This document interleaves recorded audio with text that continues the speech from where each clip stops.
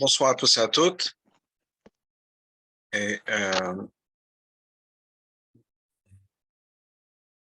on va parler ce soir de la lecture de la Megillah et les jours pendant lesquels on peut lire la Megillah, pas nécessairement le temps. Le temps, juste brièvement, c'est bien sûr le jour de Purim, qui est le soir à partir du coucher du soleil ou la sortie des étoiles. Certainement la sortie des étoiles, si on peut faire un peu plus tôt, c'est voir avec un rave. Et dans la journée de Purim, jusqu'à la Shkia. Donc ça, c'est au niveau de la lecture pendant le jour de Purim, mais il y a une halakha que je voudrais partager avec vous, qui est basée sur une Mishnah, et on va expliquer la Mishnah avec des commentaires du Rabbi sur cette Mishnah. Donc, je vais partager l'écran sur la halakha, qui nous dit la chose suivante. Un instant. Voilà. Donc, c'est une halakha dans Shulchan Aruch, dans les lois de Purim. Donc, c'est tout à la fin du livre de Orach Chaim. Dans le Shulchan Aruch, il y a 4 sections. La première étant Orach Chaim, qui est la vie de tous les jours. Les brachot, la tfila, Birkat Hamazon, Shabbat, les fêtes, et ça finit donc avec Hanouka, puis Purim. Purim, c'est la fin. Et vers la fin donc de l'halakha de Purim, on a la halakha suivante, qui nous dit la chose suivante. Mefaresh Bayam, quelqu'un qui part en bateau. Il part de chez lui, et à l'époque du Shulchan Aruch, quand les gens partaient, c'était pendant longtemps, Hayotze Bashaira, ou bien quelqu'un qui va en caravane, qui parle pendant assez longtemps, un voyage d'affaires, et ne trouve pas de Megillah pour prendre avec lui, et qui va se retrouver le jour de Purim sans Megillah. Il peut lire la Megillah le 13, ou Beshnemasa, ou le 12, ou Bechadasa, ou le 11, Blo bracha sans bracha. Donc, mais si les jours de Purim, c'est le 14 et le 15, et on va voir pourquoi le 14 et le 15, on va voir ça dans la Mishnah, mais pour l'instant, la halakha importante, c'est qu'on peut lire la Megillah même avant Purim. Si nécessaire, une personne va se retrouver sans Megillah, on peut lire la Megillah donc à partir du 13, qui est le jour de Tanit Esther normalement, le 12 ou même le 11. Mais sans bracha, bien sûr. Il ne peut même pas attendre ce jour-là. C'est-à-dire qu'il doit partir encore plus tôt que le 11. Il y en a qui disent qu'il peut lire même depuis le début du mois. À partir de Rosh Chodesh Adar, on pourrait lire la Megillah, bien sûr sans bracha de toute façon, et la source de ça, c'est le Yerushalmi qui apprend ça du pasuk Chodesh Asher Nepachlem, que quand on parle du mois de Hadar, on parle de la célébration de Purim, on parle du mois pendant lequel tout a été transformé. Vient le Rama, il nous dit et c'est comme ça le minag. C'est que si quelqu'un va voyager, même plutôt que le 11, 12 ou 13, il peut lire la Megillah à partir de Rosh Chodesh Adar. Mais si il va trouver une Megillah un peu plus tard, il doit relire la Megillah le 14, le jour de Purim, même s'il a lu la Megillah le 13, mais malgré tout, il a lu la Megillah pas en son temps, c'était pas encore Purim, et donc, il faut qu'il relise la Megillah le jour de Purim. Donc ça, c'est la halakha, et dans ce que ça représente. La source de ça est une Mishnah. Alors la source de ça, pas directement dans le sens où, ce que j'ai de la source, c'est ces concepts à partir du 11, qu'on peut lire la Megillah à partir du 11. Alors bien sûr, la Mishnah dont on va parler ne parle pas nécessairement du voyage, etc., mais ça vient d'une Mishnah, et qui est la première Mishnah dans la Masechet Megillah. Et la Mishnah nous dit la chose suivante. Megillah nikret b'achadesa. La Megillah est lue, b'achadesa le 11, shnemasar le 12, b'shloshasar le 13, b'arba'asar le 14, b'chamishasar le 15. Lo pachot velo yoter, ni moins, ni plus. On ne peut pas lire la Megillah après le 15, on ne lit pas la Megillah avant le 11. Ça, c'est la Mishnah. Krachin amukafin choma. Les villes qui ont une muraille, Mimot Yeshua Binoun, depuis l'époque de Yeshua Binoun, Korin B'chamisha, eux, ils vont lire la Megillah le 15. Kfarim Ayot Gedolot, les grandes villes et les villages, Korin Barbasa, lisent le 14. Et là, chaque Kfarim Magdim le Maknissa. Mais les villages ont la permission d'avancer la lecture de la Megillah au jour de marché, au jour de rassemblement qui était le jour de marché. Et la Mishnah va nous expliquer dans la deuxième partie de la Mishnah, on va laisser ça de côté, mais juste un point de la Mishnah qui va dire comment ça se fait qu'on va lire ces jours-là, le 11 et le 13, alors que Purim, c'est le 14 et le 15. Rappelons-nous, c'est que uniquement pour les villages. Les villages ont le droit de lire l'avancée de la Megillah un peu plus tôt. Pourquoi? Parce qu'il y a une discussion dans la Gemara. Pourquoi? Mais c'est pour qu'ils soient libres de pouvoir être là pour les gens dans les villes les jours de Purim. Et donc, qu'est-ce qui se passe? Si Purim tombe un dimanche, Motzei Shabbat, et qu'on peut avancer au jour de marché, le jour de marché d'avant, qui était soit le lundi, soit le jeudi, le jour de marché d'avant, c'était le jeudi d'avant. Donc, qu'est-ce qui va se passer? Purim tombe le dimanche, 14 c'est le dimanche, 13 c'est Shabbat, le 12 c'est vendredi, et le 11, ça va être le jeudi. Donc, on va lire à partir du 11 la Megillah. C'est le plus tôt que ça peut tomber. Parce que si Purim tombe un lundi, c'est déjà un jour de marché, on ne peut pas avancer. Si c'est un mardi, on avancera au lundi d'avant qui est la veille. Si c'est mercredi, on avancera de 2 jours, donc le lundi d'avant. Si c'est jeudi, rebelote, on lit encore une fois le jeudi même, c'est le jour de marché. Vendredi, on avancera au jeudi. Donc, la distance la plus importante qu'il puisse avoir, ce sera de dimanche à jeudi. Et donc, on retournera au 11. Sur cette Mishnah-là, Rabbi a plein de questions. Mais la raison pour laquelle j'ai choisi cette sikha, parce que bien sûr c'est un enseignement du Rabbi qu'on va partager, c'est parce que cette année, on va lire Parashat Zachor et Parashat Tetzavé le 11. Et le Rabbi nous dit, si chaque année il y a un lien à la Parashat de Tetzavé et Purim, parce que ce Shabbat-là, c'est Shabbat Zachor, c'est le Shabbat où on va parler de Amalek, et je vais expliquer bientôt pourquoi on va parler d'Amalek, on parle de Shabbat d'Amalek juste avant, mais il y a un lien particulier entre Purim, cette année la Parashat de Tetzavé, ce Shabbat, parce que ce Shabbat c'est le 11 et c'est le premier jour à partir duquel on peut lire la Megillah. Donc, c'est un lien particulier, c'est un enseignement particulier pour cette année. Alors, ce que le Rabbi pose entre autres, c'est pourquoi commencer avec l'exception plutôt que la règle. La règle, c'est que Purim, c'est le 14 et le 15. Alors, pourquoi le 14 et le 15? Pourquoi est-ce qu'on a 2 jours de Purim? La manière dont c'est fait au niveau de la halakha, c'est que Purim, bien sûr, c'est partout dans le monde, c'est le 14. Mais, comme on l'a vu dans les Mishnah, les villes qui avaient une muraille depuis l'époque de Yoshua Binu, c'est-à-dire à l'époque où le peuple juif est rentré en Israël, vont lire le 15. Pourquoi est-ce qu'on a fait ça? Bien, on a fait ça, quand Mordechai et Esther ont fait les lois de Purim, on a établi les lois, on a demandé au Anshe Knesset Hagdolah de faire les lois de Purim. On a fait ça par honneur à Yerushalayim. On est en exil, et on veut trouver un moyen de donner honneur à Jérusalem, de se rappeler d'Israël, et se rappeler de Jérusalem et donner de l'honneur. Donc, qu'est-ce qui se passe? Dans l'histoire de Purim, à Shushan Labira, dans la capitale, Purim a été célébré, pas Purim, mais la guerre ou la bataille contre les Amalekim s'est fait en 2 jours. Dans tout le royaume d'Achashverosh, le 13 du mois de Hadar, c'était le jour de la Xéra de Haman, que Chas Shalom, les non-juifs fallait attaquer. Achashverosh leur a donné permission de se défendre, et donc ils sont défendus. Baruch Hashem, il y a eu des grands miracles, ils se sont reposés le lendemain, le 14, ils ont célébré leur victoire. À Shushan Labira, dans la ville de Shushan, dans la capitale, ce qui s'est passé, c'est que c'était le lendemain. Ils n'ont pas célébré le 14, parce que le 14, Esther a demandé au roi encore un jour de plus pour aller chercher, appelons ça les nazis, les petits nazis qui restaient à travers la ville de Shushan. Et donc on leur a demandé encore un jour de plus pour pouvoir se débarrasser des poches de résistance et de nazis et d'Amalekim qui étaient encore restés là. Donc eux, ils ont célébré le 15. Donc à Shushan, dans la capitale, le jour de fête, c'était le 15. D'où les 2 jours. Dans le monde entier, si on peut dire, c'était le 14. Dans la capitale, c'est le 15. Maintenant, quand Esther et Mordechai ont demandé à ce qu'on fasse établir les fêtes de Purim, on dit oui, la capitale, c'était le lendemain. Mais on ne va pas donner l'honneur à la capitale d'être Shushan. Donc, on a décidé que ce sera la capitale, ce sera Yerushalayim. Maintenant, on ne peut pas dire que ce sera juste Yerushalayim. Donc, ils ont dit toutes les villes qui ont des murs, depuis l'époque de Yoshua, depuis l'époque où on est rentré en Israël. Yerushalayim était la ville principale qui avait des murs, eux vont célébrer le 15.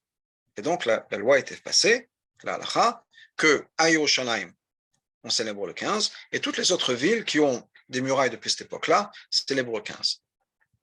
Il y a certaines villes en Israël où on célèbre les 2 jours parce qu'on n'est pas sûr s'il y avait une muraille à l'époque ou pas. Donc il y a 2 jours qui sont célébrés, mais c'est juste par safek, par doute. Est-ce que c'est le 14, le 15, est-ce qu'il y avait une muraille à l'époque ou pas?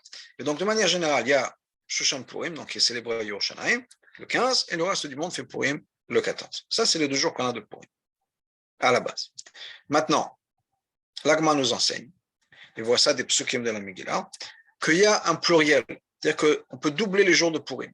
Il y a une allusion dans l'Agma, dans le verset qui dit que le peuple juif doit accomplir les jours de Purim, doit faire ce qu'il y a à faire les jours de Purim, bismanem à leur temps. L'heure est un pluriel, le temps est un pluriel, c'est-à-dire qu'on a un double temps. Double pluriel, c'est-à-dire au lieu d'avoir 2 jours, il y a 4 jours. On multiplie les jours de Purim, c'est toute une étude dans l'Agma, c'est la première page de l'Agma de Megillah qui parle de cette idée-là. Mais ce qui est important, c'est que il n'en reste pas moins que les jours de Purim sont le 14 et le 15.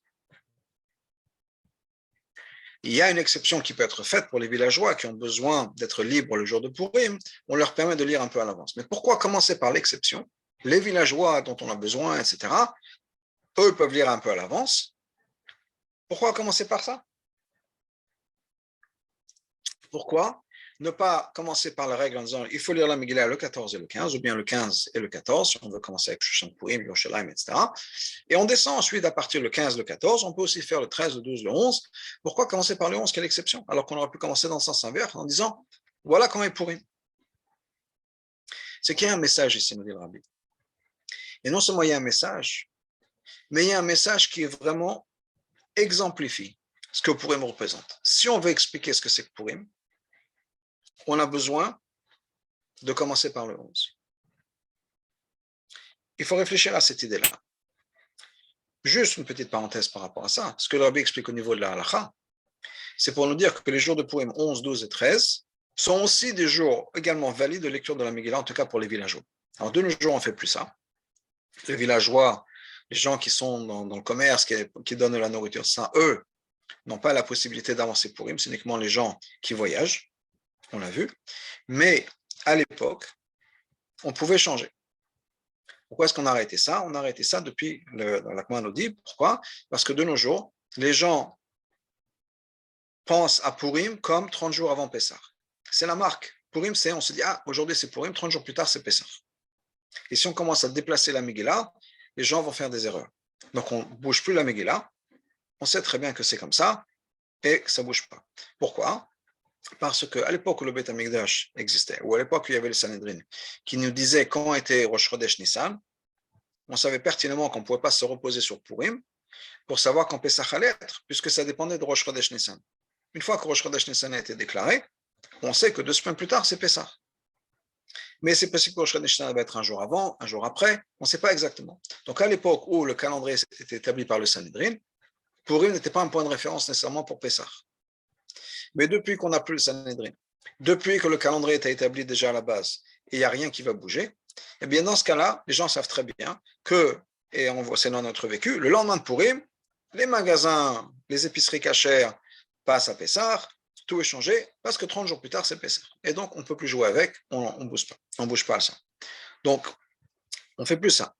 Mais il y a quand même une idée, ça c'est au niveau de la halakha, donc la Gemara nous dit que, nous explique, ce que Rabbi explique dans la Gemara, dans la Mishnah, c'est qu'au niveau de la halakha, en tout cas à l'époque, le 11, le 12 et le 13, c'était des jours valides pour lire la Megillah. C'était pas, bon, on ferme les yeux, non, ils pouvaient lire la Megillah, ils pouvaient lire la Megillah avec une bracha, c'était des jours différents. À l'opposé du reste du mois, où effectivement, ça ne comptait pas vraiment, s'il n'y avait pas le choix, il n'y avait pas le choix, mais ce n'était pas vraiment des jours de lecture de la Megillah. Donc il y a des jours de lecture de la Megillah qui sont le 11, le 12 et le 13, c'était à l'époque des jours de lecture de la Megillah, ça l'est toujours de nos jours maintenant, au cas où quelqu'un voyage.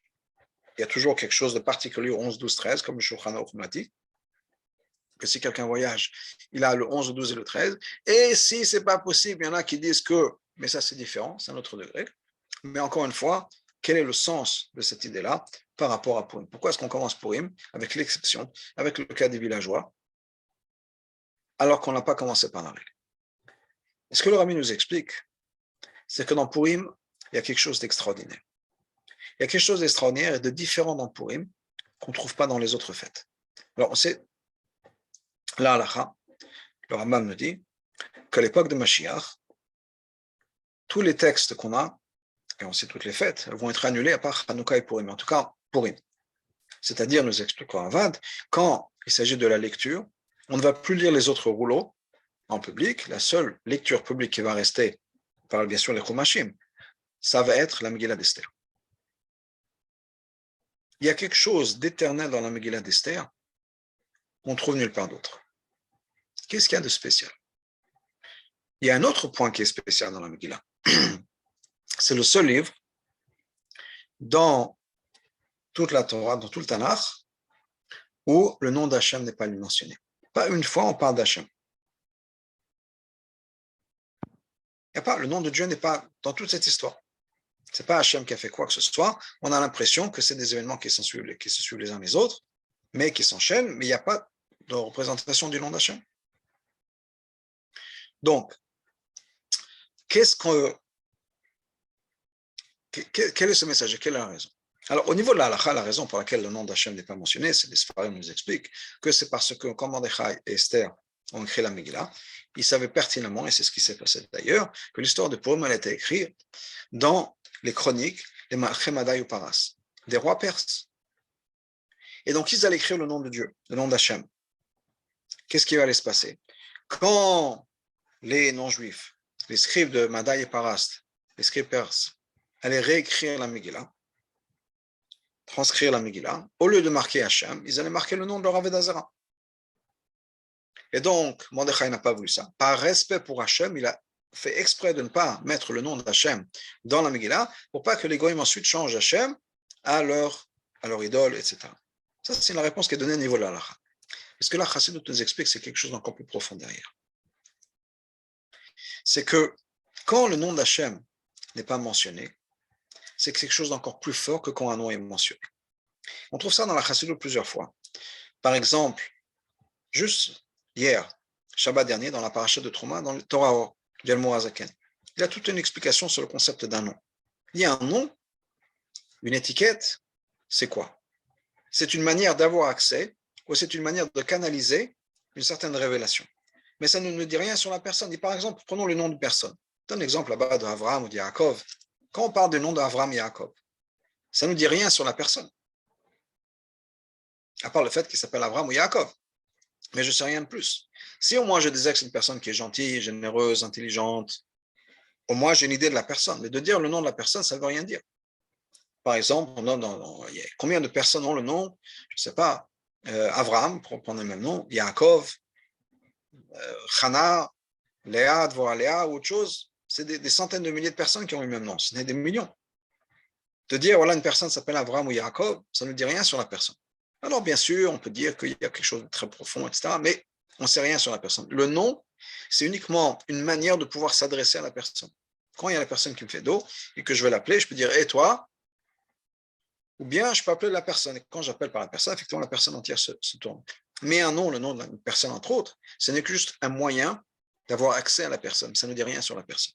Tu parlais dans la paracha de... c'est le paracha où il n'y a pas le nom de Moshe. Ça aussi, on va y arriver. Mais là, dans le parachat Trouma, l'Admorazaken explique l'idée d'un nom. Là-bas, dans le Torah, il explique pourquoi le nom, il parlait des Kruvim, des chérubins qui étaient dans le haron au-dessus comment ça s'appelle, de l'arche, avec les louchot. Donc là-bas, le Admorazaken parle d'idée des chérubins, de la Torah. Il dit que la Torah, Chazan dit que la Torah, ce sont les noms d'Hachem. Il explique ce que c'est qu'un nom. Effectivement, dans notre paracha de Tetzavé, la paracha à venir, le nom de Moshe n'est pas mentionné. Et c'est lié avec la Megillah, effectivement. Une des choses que le Rabbi explique, sur lesquelles j'allais aborder, c'est que de la même manière que dans la Megillah, il n'y a pas le nom de Hachem, dans la paracha de Tetzavé, il n'y a pas le nom de Moshe. Et c'est pour la même raison. Et ça a le même sens. Alors revenons à la Megillah, avant de faire le lien avec la paracha de Tetzavé, qui est que dans la Megillah, le nom d'Hachem n'est pas mentionné. Pourquoi? Parce que la révélation d'Hachem est tellement forte et tellement puissante qu'on ne peut pas y mettre une étiquette dessus. C'est quelque chose, un nom sert à canaliser, un nom sert à nous donner accès. C'est une révélation qui est tellement forte qu'on n'a pas accès. Même le nom Yud Kevav Ke, qui est le nom le plus important, le nom le plus élevé, le nom le plus saint qui puisse exister, ne peut pas contenir la révélation d'Hachem qui est révélée à travers l'histoire de Purim et dans la Megillah. Comme par exemple pour moi dans les 10 commandements. quand Hachem nous a donné la Torah, la première chose qu'il nous a dit, c'est quoi? Anochi, je suis. Et ce que Chazal explique, c'est ramené dans la Chassidut, c'est qu'Anochi, ça veut dire quoi? Moi. Il n'y a pas de nom, on ne peut pas donner de nom, d'étiquette, d'allusion, d'image ou d'autre chose. Il n'y a rien, c'est moi, avec tout ce que ça représente. Alors effectivement, ce moi-là, ensuite dans la Seret Adibrot, a été canalisé, Hachem Elokecha, je suis l'Éternel, ton Dieu, qui t'a fait sortir d'Égypte. Donc il y a une transition de ce degré le plus fort qui existe de la révélation d'Hachem. On ne peut même pas mettre de nom. Et ensuite, on amène ça dans le monde. C'est ce qu'on fait d'ailleurs dans une bracha. Quand on fait une bracha, c'est-à-dire qu'on veut révéler Hachem sur terre, qu'est-ce qu'on fait? Par quoi on commence? Baruch, sois béni, ou bien Baruch, ça veut dire faire venir aussi. Ata, toi, ton essence. Et que cette essence se révèle ensuite, Hachem Elokeinu Melech HaOlam, l'Éternel, notre Dieu, roi du monde. On fait révéler, on amène cette révélation au fur et à mesure. Mais dans la Megillah, on n'a pas nécessairement ça. Il y a un miracle qui est très fort qui s'est passé, mais il est tellement fort que d'une certaine manière, on n'y a pas vraiment accès. D'une certaine manière, c'est quelque chose qui nous dépasse. Et c'est pour ça que la manière dont nous le voyons, dont nous le percevons, c'est une absence. C'est un manque. Je donne un exemple. Comme je vois ça, comme je le comprends.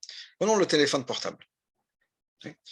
Si je n'ai pas mon téléphone, je suis entouré de toutes les ondes de communication, radio, téléphonique, Internet, etc., qui sont autour de moi. Mais sans outils, Internet, téléphone ou autre, je n'y ai pas accès. C'est là, mais pour moi, ce serait, pour prendre des mots de chassidique, c'est BLM, c'est complètement caché. Je n'y ai pas accès. J'allume mon téléphone, j'ai maintenant accès à certaines choses qui me sont propres. Donc, si quelqu'un appelle et que mon téléphone est allumé, j'ai accès. Si quelqu'un appelle le voisin, même si mon téléphone est allumé, je n'ai pas accès parce que c'est un autre numéro. Mais au moins, j'ai accès à quelque chose. Donc, cet outil-là me donne accès à avoir quelque chose. Alors, c'est moindre, parce que sans mon téléphone, ou même si j'ai mon téléphone allumé, mais comprenez bien que dans mon téléphone, il n'y a que mes communications à moi qui passent. Au-delà de ça, il y a des milliards de communications, et je pense que ça voyage le monde, parce que je peux être n'importe où dans le monde avec mon téléphone, d'une manière ou d'une autre, il me trouve. Mon téléphone va sonner, que je sois en France, en Israël, aux États-Unis, au Canada, ou je ne sais pas où. Quand on m'appelle, si tout va bien, mon téléphone sonne à travers le monde. Donc, c'est un message qui est envoyé au monde entier, qui me cherche. Et grâce à ce petit objet, j'ai accès maintenant à l'infinité de toute cette communication, de toutes ces communications, mais ne serait-ce que les miennes. Alors après, j'ai accès à Internet et autre chose, et c'est énorme. Mais restons plus simples au niveau des appels qui sont faits dans le monde. Pour moi, le nom, c'est un peu ça. Ce qu'on explique à Chassidut, le nom, c'est effectivement, ça canalise, ça limite, mais moi, j'ai accès à quelque chose. Parce que sans ça, j'ai accès à rien du tout. C'est tellement grand, c'est tellement énorme que je n'ai pas accès. J'ai besoin d'avoir un outil, un objet pour m'y donner accès. Alors, pour revenir à la Megillah, à la relation d'Hachem, ou même Purim et la relation avec Hachem, quand il n'y a pas le nom d'Hachem, ou le nom d'Hachem, c'est quoi? C'est comme mon téléphone. Ça me donne accès à quelque chose. Alors, c'est limité. C'est limité à moi, ma manière de comprendre Hachem, ce que ça veut dire, etc., d'autres révélations, mais au moins, j'ai accès à quelque chose, c'est une révélation. Quand on dit qu'il n'y a pas de révélation, le nom d'Hachem est caché. Par exemple, on dit que Esther, d'où est-ce qu'on sait que Esther, quelle est la source du concept d'Esther, la Megillah d'Esther, la personne d'Esther dans la Torah? Chaque chose doit avoir une source dans le Chumash, dans la Torah. Et la nous dit, la source de Esther, c'est un pasuk. Banochi Aster Aster Panay Bayomahu. Je vais me cacher ce jour-là. Mais c'est l'idée de Aster, se cacher. Mais qui se cache? Anochi, l'essence même d'Hachem. Pas la personne, ou pas la personne, on parle d'Hachem, pas un degré qui est révélé, un degré qui est conceptualisé, qui est compris, qui est intégré. Anochi. Anochi, c'est quelque chose qui ne peut pas être révélé. C'est tellement grand, c'est tellement énorme, c'est tellement fort qu'on ne peut pas le limiter à un téléphone, au nom de Yud Kevavke, à une étiquette, etc. Et c'est ce qui se passe le jour de Purim. Le jour de Purim, on a accès à une révélation d'Hachem qui est tellement forte que d'une certaine manière, nous, on le ressent comme une absence. Parce qu'on ne comprend pas. On n'a pas accès à cette révélation qui est tellement forte. Et c'est l'idée des costumes, c'est l'idée de toutes les choses qu'on fait le jour de Purim, qui est pour nous dire, il y a quelque chose derrière que je ne comprends pas. C'est ça le costume. Je comprends que je ne vois que la face, mais derrière, je sais bien qu'il y a quelque chose, mais je n'y ai pas accès. C'est couvert par un masque. Ou bien l'idée de boire plus que d'habitude, je crois qu'on est adéloyada, qu'on ait perdu conscience, dans le sens où on se dit, ma conscience n'est pas capable d'absorber l'étendue de cette révélation d'Hachem. Et je suis obligé de passer à d'autres dimensions. Ça, c'est Purim. Purim, c'est le moment où on a accès à quelque chose de tellement fort, de tellement profond, que ça dépasse toutes les étiquettes. Même les étiquettes les plus nobles, les plus saintes, comme le nom d'Hachem, Yud Kevavke. Eh bien, ça nous dit le Rabbi, c'est ce qui est représenté par la Megillah, qui est cette idée de pouvoir transformer le monde. Et que Purim, ce n'est pas juste le 14 et le 15, c'est même le 11, le 12 et le 13. Ça a un impact, ça va déborder, si on peut dire, sur d'autres jours. Et pourquoi le 11 et le 12 et le 13 et pourquoi est-ce que la Mishnah commence avec ça? On avait dit que c'était pour les villageois. C'est quoi les villageois? Ça représente quoi ces villageois? On a un exemple dans Chazal qui compare deux prophètes, Yeshayahu et Yecheskel. Les deux ont une vision de la Merkava, de ce chariot, de ce véhicule du divin. Yeshayahu le décrit en quelques mots. Yecheskel, c'est des phrases et des phrases de psukim et des psukim.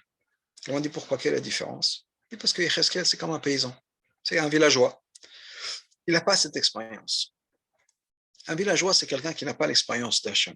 Alors que Yeshayahu, c'est quelqu'un qui habite dans la capitale. Il voit le roi tous les jours. Pour lui, ce n'est pas un big deal. Le villageois, ou bien la personne qui habite encore une fois dans la ville avec les murs, c'est quelqu'un qui a une conscience du divin. Soit au niveau intellectuel, il comprend Hachem, il comprend ce que représente la Torah, etc. Soit au niveau émotionnel. Il a cet amour pour Hachem. Nous, on est des villageois. On ne sait pas trop ce que ça veut dire. Qu'est-ce que ça veut dire l'amour pour Hachem? Qu'est-ce que ça veut dire comprendre Hachem? Ce n'est pas pour nous. On est comme des villageois par rapport à ça. On ne comprend pas. Alors pourquoi est-ce qu'on fait ce qu'on fait? Pas parce qu'on comprend. Pas parce qu'on est rempli d'amour fou pour Hachem, on dit mais je ne peux pas vivre ma vie sans ça. C'est parce qu'on sait que c'est ce qu'il faut faire. On a ce sentiment, c'est ce qu'il faut faire. C'est ce qu'on appelle la chassidut, la kabbalatol, le bitoul, c'est l'acceptance. On n'est pas rempli d'amour pour Hachem, on sait qu'on devrait avoir cet amour pour Hachem. On ne peut pas dire qu'on comprend Hachem, on sait qu'on devrait comprendre, on fait des efforts, on essaie d'avancer un peu plus dans notre compréhension de Hachem. On est tous des villageois. On est tous des gens qui faisons les efforts maximum pour pouvoir avancer, même si on n'est pas nécessairement connecté à 100%, on n'est pas nécessairement rempli de sentiments d'amour ou de respect pour Hachem. On fait ce qu'on peut et on avance. Et ça, le Rabbi s'étend que c'est le peuple juif, la Megillah commence avec ça. On est ces villageois. Et donc la Mishnah commence à dire, voilà la loi pour les villageois. Les villageois ont la capacité de transformer les jours de Purim, de les faire déborder, même les jours d'avant. Parce qu'on dépasse les règles. Parce qu'il ne s'agit pas des choses qu'on comprend, il ne s'agit pas des choses qu'on ressent. On sait qu'il y a beaucoup plus. Et d'une certaine manière, c'est limité. Parce que si je sers Hachem uniquement avec ce que je comprends, ou si je sers Hachem uniquement avec les choses que je ressens, je ressens certaines choses, et il y a d'autres que je ne ressens pas.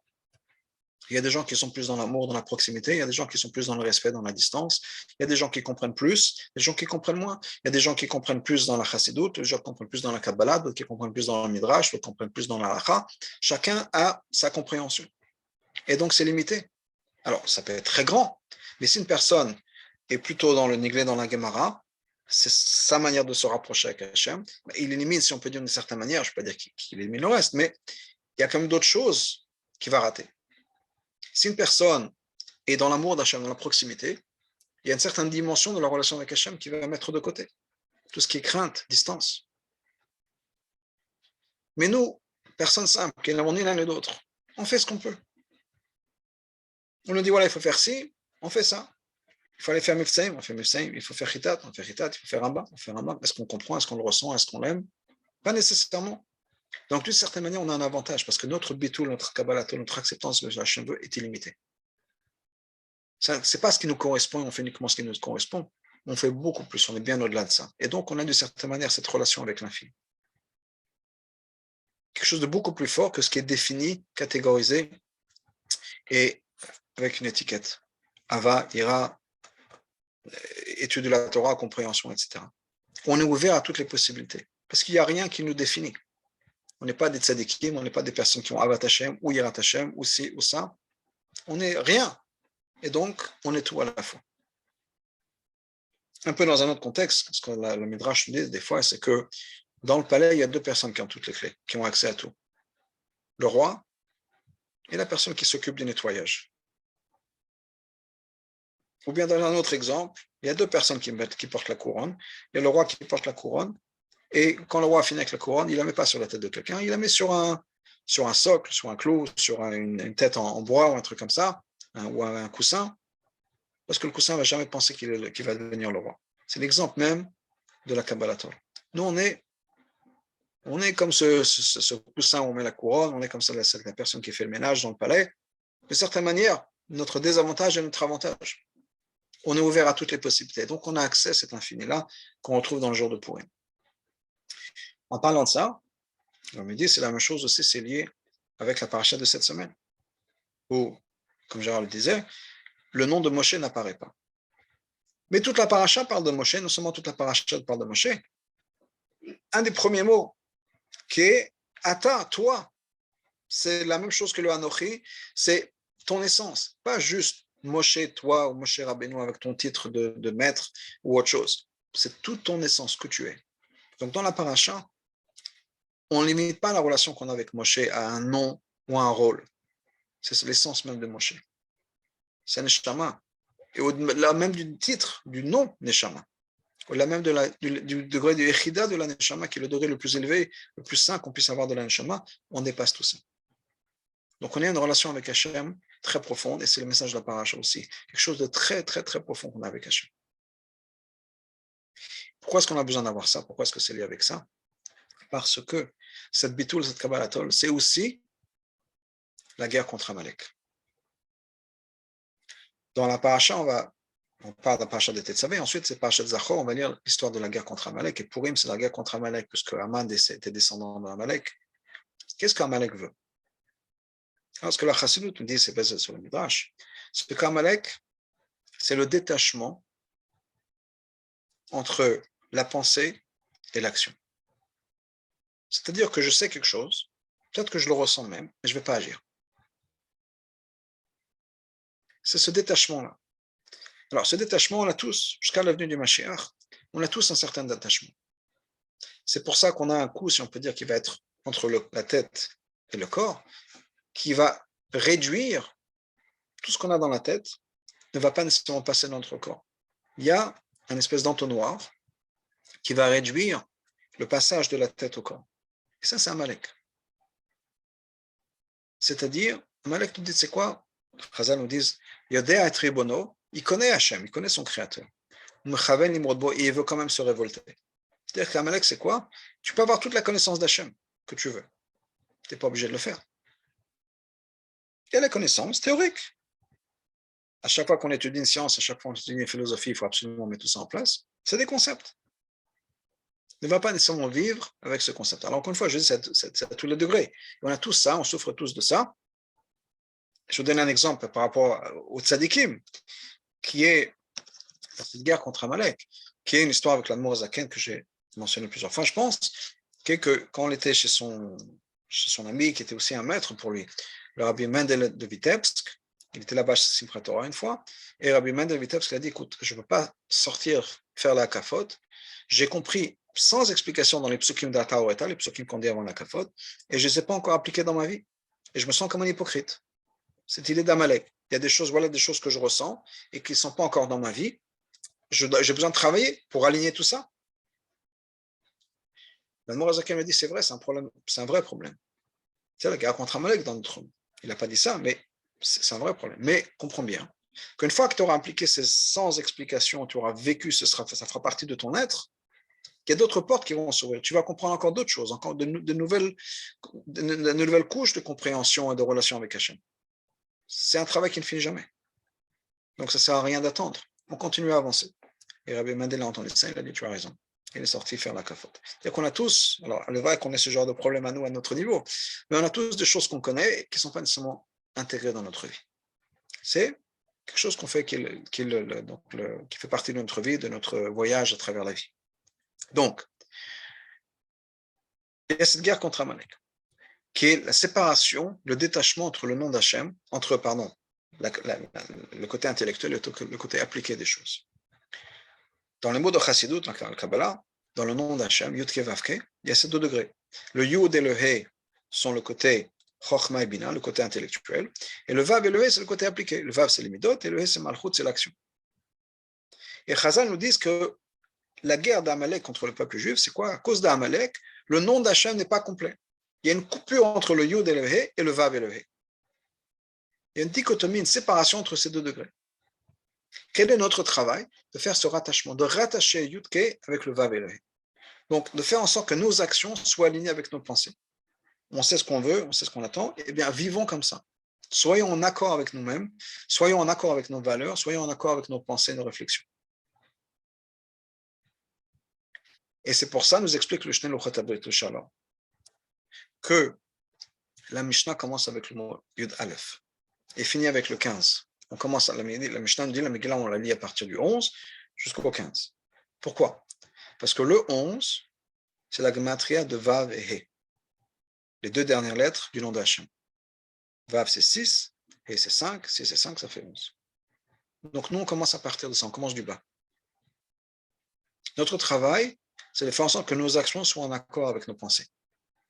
Donc notre travail à nous, c'est de quoi? C'est de commencer avec le 11 et de pouvoir ensuite se réunir avec le 15. 15, c'est quoi? C'est le Yud et le He, les deux premiers là du nom d'Hachem. Donc on a ces deux bouts, si on peut dire, à nous de les rattacher, de les recoller. De faire en sorte que l'action et la pensée soient connectées. Au niveau d'Hachem, c'est rattacher le Vav et le He avec le Yud et le He. Et c'est pour ça qu'on commence, parce que nous, on commence avec notre travail à nous. Ce n'est pas un travail qu'on a besoin de faire dans la tête, c'est un travail qu'on a besoin de faire dans l'action. On a besoin de vivre ce qu'on pense, ce qu'on croit. Et ça, c'est pour eux.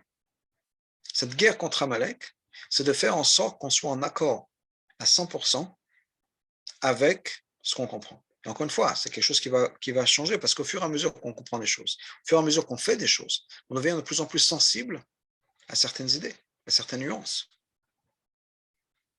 Comme dans toute relation. J'aime bien parler du mariage comme machin de notre relation avec Hachem, c'est pas mon idée à moi, c'est chez Hachem et d'autres, mais qui est que on n'a pas les mêmes sensibilités quand on est jeune marié qu'on a après 20 ans, 30 ans de mariage. Où on fait attention à certaines choses.